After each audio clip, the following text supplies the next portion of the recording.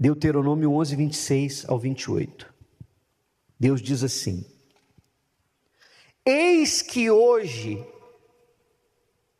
eu ponho diante de vós a bênção e a maldição. É como um menu. Imagine um cardápio que tem 2 pratos, a escolha é um deles. Deus disse: eu estou colocando aqui, diante de vocês, a bênção e a maldição. Basta que vocês façam a escolha de vocês. Muito bem. Agora ele explica como se faz a escolha, porque se fosse só escolher apontando o dedo ou dizendo eu quero a bênção, seria muito fácil. Ninguém em sã consciência vai dizer eu quero ser um amaldiçoado. Aí ele explica: a bênção, quando cumprirdes os mandamentos do Senhor vosso Deus, que hoje vos mando. Então a escolha da bênção estava ligada à decisão de obedecer os mandamentos que Deus havia dado. Que começou desde quando Moisés subiu lá o Monte Sinai, quando ele desceu com os 10 mandamentos. Os livros escritos por Moisés estão repletos de mandamentos, ordenanças, regras, que o povo tinha que seguir, o povo tinha que cumprir.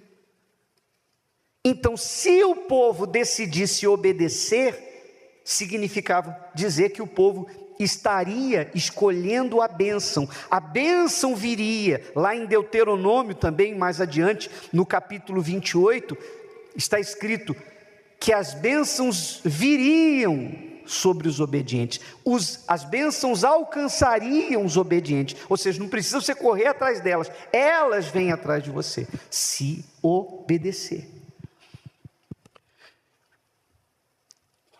Porém, a maldição, se não cumprirdes os mandamentos do Senhor vosso Deus, e vos desviardes do caminho que hoje vos ordeno, para seguirdes outros deuses que não conhecestes. Muito bem, agora eu vou descer para ficar mais perto de vocês. Não precisa não, púlpito não, obrigado, pode deixar.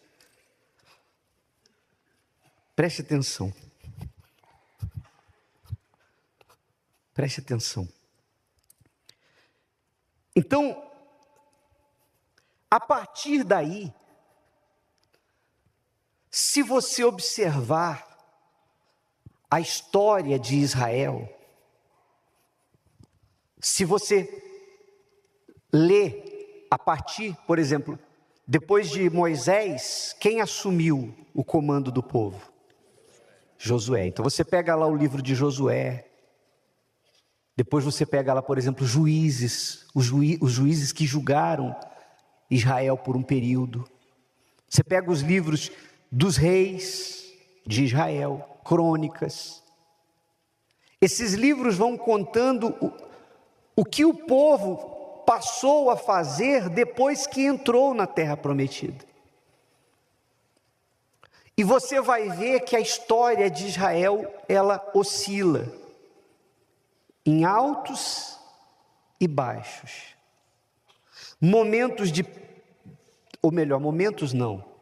Tempos, períodos de paz, de prosperidade, abundância,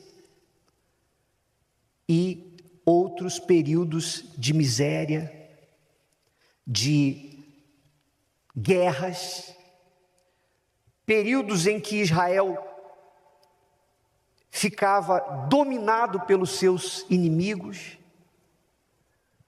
períodos em que a própria natureza se voltava contra o povo, porque, por exemplo, vamos falar do que aconteceu nos dias do profeta Elias, mais de 3 anos sem cair uma gota de água do céu, a terra seca, os animais morrendo de fome, as pessoas morrendo de fome.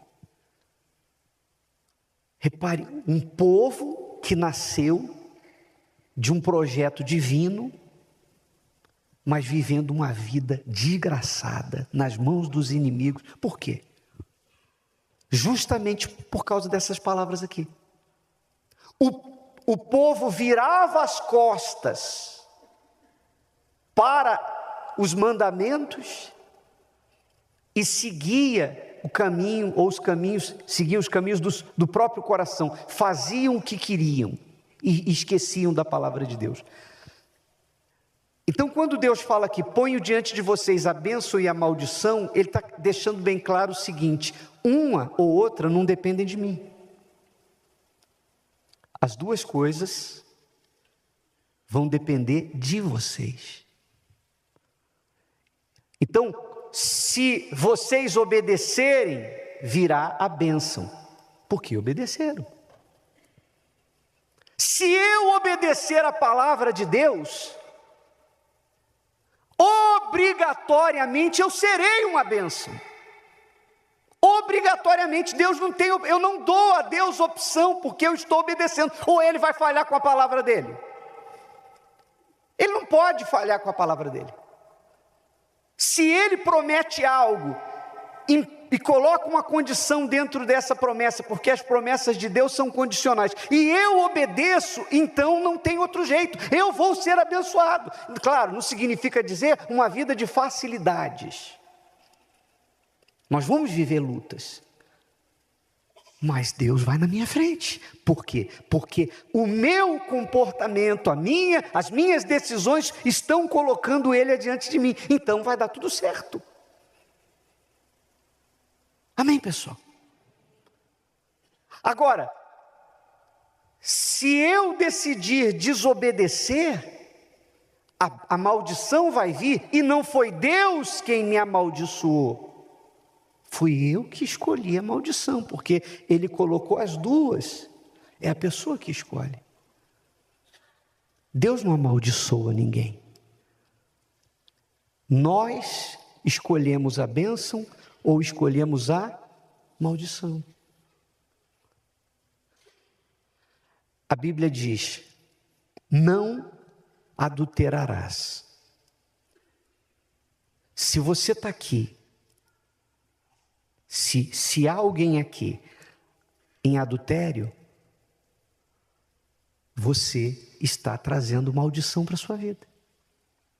Você mesmo. Eu nunca vi alguém seguir esse caminho e se dar bem. É impossível você se dar bem. Cedo ou tarde a casa vai e você vai gemer. E pessoas que você ama vão chorar, vão sofrer. Se já não estão sofrendo. A Bíblia diz, não roubarás. Se você está aqui e você está roubando, significa dizer que você está atraindo maldição para a sua vida.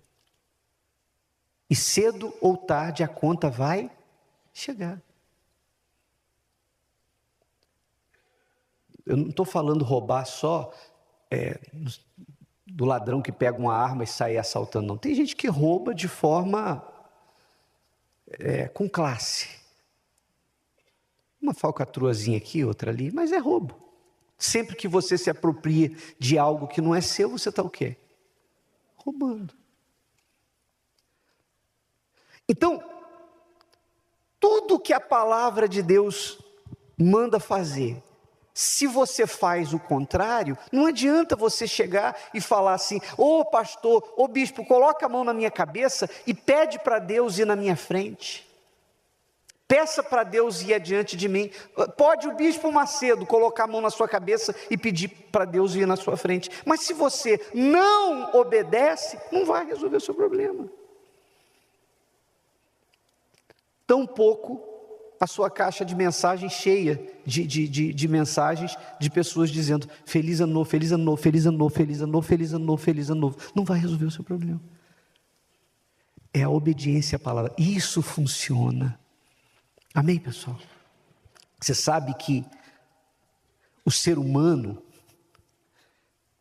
ele tem uma inclinação natural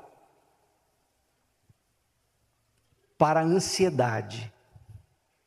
Todos nós trazemos a natureza humana em nós, mesmo você que nasceu do Espírito Santo, você está vivendo num vaso de barro e você vai ter sua inclinação. Se você é nascido do Espírito, você consegue dominar isso, controlar isso, mas você vai ser tentado. A quê, bispo? A ansiedade, a se preocupar com o amanhã, o que você vai comer, o que você vai vestir, onde você vai morar, como vai ser a sua vida. E o diabo, ele sabe tanto que o ser humano é assim, que ele trabalha em cima disso. Agora, por exemplo, no final do ano, as pessoas que trabalham com previsão, é quando elas mais lucram no ano. Sim ou não? As pessoas que trabalham com essa coisa de previsão espiritual, que prevêem o futuro, a época de maior procura é agora. Foi agora, dezembro, novembro. A cigana, a pessoa que lê minha mão, joga as cartas, vê aí na bola de cristal, nas pedras, não sei o que. A pessoa quer como é que vai ser o meu futuro? O que vai ser o meu amanhã? As pessoas vivem inquietas em relação a isso, a ansiedade e preocupação com o dia de amanhã. Então o mal sabe que o ser humano tem essa inclinação, então ele usa pessoas para oferecer esse tipo de coisa.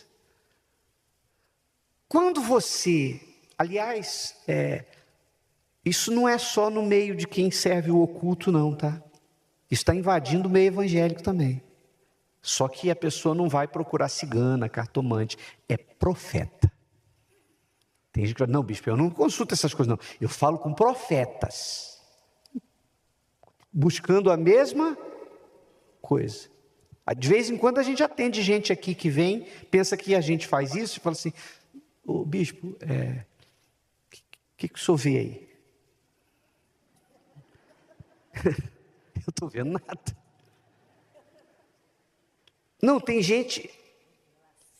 Uma vez eu atendi uma senhora que falou assim: olha, eu já falei com o profeta tal, falei com o profeta tal, falei com o profeta tal, e teve uma profeta que falou que tinha um demônio, assim, assim, assado. Ela falou que viu um demônio na minha vida, que foi feito um trabalho debaixo do pé de café, numa fazenda.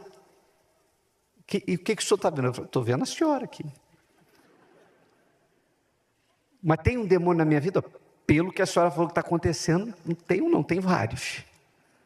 Mas eu não estou vendo, nem quero ver. Nem quero ver. Mas é óbvio que tem. A vida destruída, tem uma maldição na vida da pessoa.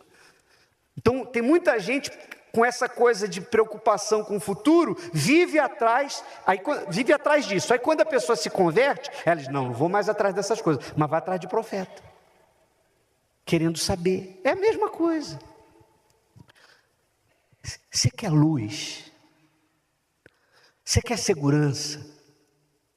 Você quer ficar tranquilo em relação ao seu futuro? Vá, aqui, ó.